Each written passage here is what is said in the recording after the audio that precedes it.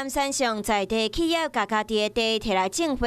毋但是美化环境，嘛免钱提供予各地民众来欣赏。因为我们公司有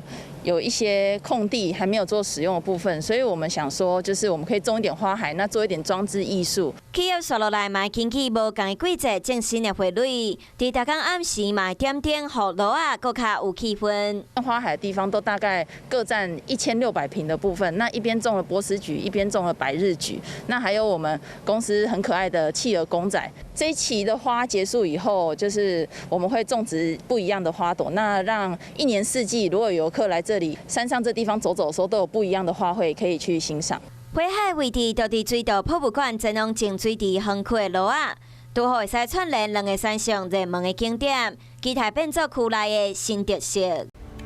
我是陈雅玲，想要跟我一起从零掌握天下事吗？赶紧按下华视新闻 YouTube 频道的订阅按钮，开启小铃铛，跟我一起探讨公共议题，给您最专业的华视新闻。